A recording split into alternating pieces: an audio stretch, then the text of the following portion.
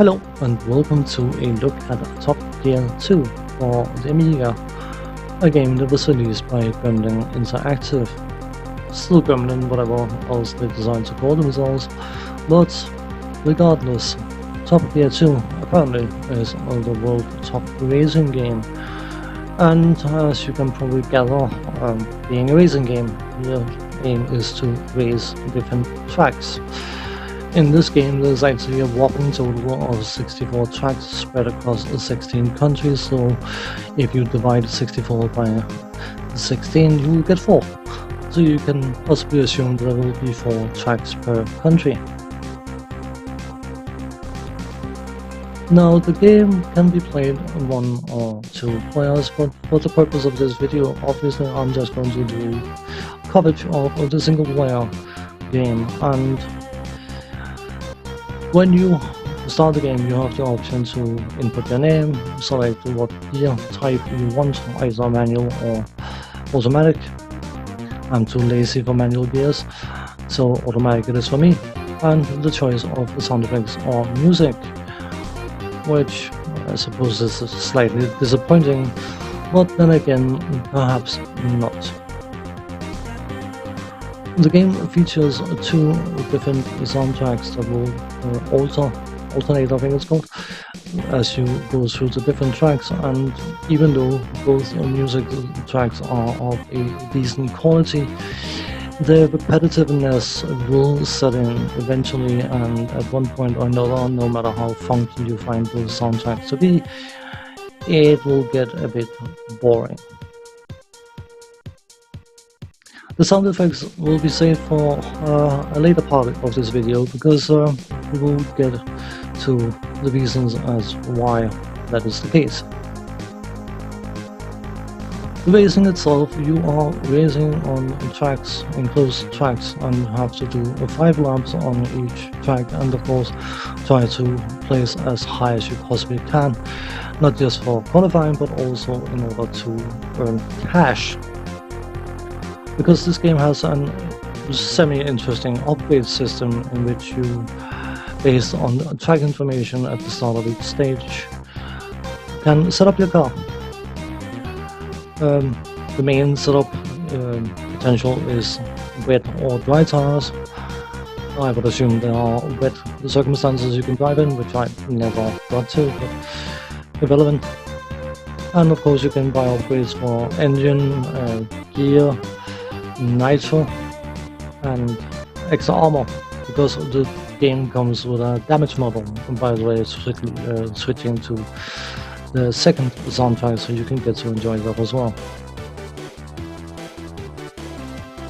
You know what, let's go through the interface before we go any further, so I don't forget anything in that regard. Top left is your tachometer, which is basically your rev counter. Underneath that, your speed, which you can choose to have shown as kilometers per hour or miles per hour. I alternate. Kilometers is natural for me, of course, because of my Danish heritage, even though I've spent quite a few years in England by now. I can work with both, it doesn't bother me at all. Underneath that, you have an N, which is your nitrous counter, which of course is a turbo boost kind of thing. Underneath that again, your type of gearing, which of course in our case is auto, what gear you're in underneath that, and then the state of your car. As you bump into stuff, cars, signs, whatever else there might be to bump into, your car will take damage, and of course you can possibly imagine that if you take enough damage, you will stop moving, and that is not particularly useful for a racing game. Top right, the current time spent. Underneath that, the lap or the track indicator, which your position on and who's in the lead, and underneath that, the lap number and your position.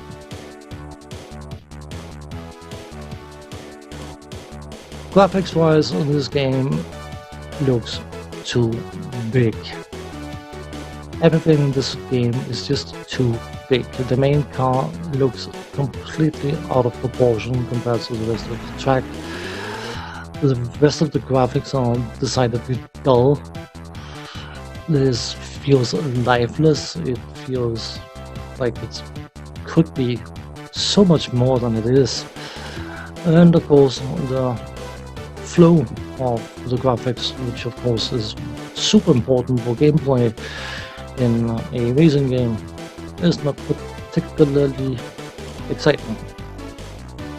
It's not actually moving too bad, all things considered, at least it's not stuttering, but there's no sense of speed, there's no sense of smoothness. It's moving and that's about it. But in that regard, someone was indicating that in order to get the most out of this game, you would likely have to run it on a 30 chip, which I need to cover sound effects anyway, so I decided why not. So assume 30-50 MHz, I didn't see what happens.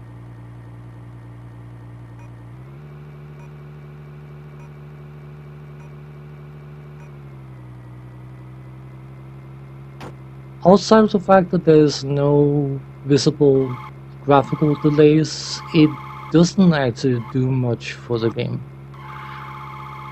Running at 50 MHz on a much more advanced chip than the basic Amiga 500's chip, it doesn't do anything for the game. It's slightly more smooth, but outside of that, there's nothing. Then of course you get to listen to the super interesting sound effects, which yeah, the engine sound is meager, to say the least, but the sound effects may as well not be there. And the most interesting point for me is the fact that you have nitros, as I mentioned earlier, and if you activate your nitros, you get a speed boost, as you might have gathered, but the sound effect of the nitros being activated, it may just be me, but it sounds like someone sampled a train passing and a low-flying passenger jet flying overhead and mixed those two sounds together. It sounds completely and utterly wonky and doesn't give you an indication of obtaining a speed boost. The gameplay, of course, racetracks. Deal with annoying computer opponents, which will drive at random speeds. Most times, one-on-one, you cannot keep up with them. If you don't keep your nitros in reserve for critical moments, there's no chance you can catch up to the cars. Sometimes they will allow you to catch up, but then you drive side by side with the one in first place, second place, whatever, and suddenly it takes off like he's rocket powered, and there's nothing you can do but just suck his exhaust. I'm sure that the game will get more exciting once you get upgrades and all that kind of stuff, but to be honest, I never really bothered getting to that point. Because there's one thing about this game, and that is it lacks excitement. It is incredibly, I wouldn't even say it's tedious, but I mean it's just lifeless. There's no excitement to be found. And for good measure, by the way, an AGA version of this game exists as well, which is mainly CD32, but I mean, an Amiga 1200 with an external CD drive can handle it, so no biggie. Except for the fact that the AGA version got a different soundtrack. It's not much difference in the colors. I wouldn't be able to tell that this was an AGA version. Obviously, the AGA chipset was significantly more powerful than the OCS and ECS chipset, so that lends itself some improvement in frame rates, and of course the fact that it was running on a 68 or 2014 MHz. But still, it doesn't really change the fact that the game feels extremely pointless to play. Some people have been mentioning dodgy hit detection, and yes, it is dodgy, but to be honest, I honestly didn't care much about any kind of hit detection or anything, because I was playing it for a while and tried to earn enough money to get some upgrades and hope that it would improve the gameplay, but it's just... yeah, I mean, I don't even know what to compare the excitement level to, because it's so incredibly low. To find it in something that is equally unexciting is a challenge.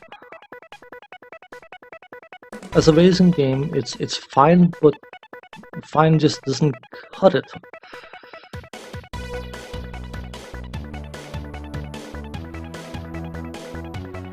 "64 tracks to race, money to win, frustration to be had from computer cars doing random speeds, doing random things. There's plenty of content, to be sure, if you can endure it.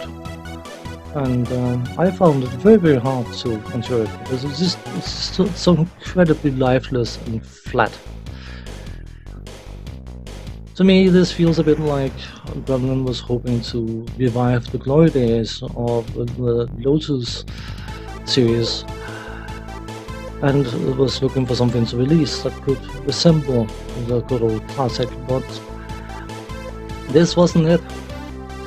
And just to make absolutely sure that you know what I'm on about, I will showcase a 30 seconds split screen comparison between this game, the AGA version, and Lotus 2, because it's a full screen game, so it makes for a much more fair comparison. Lotus 2 playing on a box standard Amiga 500, no gimmicks, no AGA chipset, no enhanced processing speed, no nothing, and it still manages to be much more smooth, much better sounding, which sound effects is not exactly something Lotus was famous for, and infinitely more enjoyable to play. Yeah. On that note, thanks for watching, take care, see you next time, bye bye for now.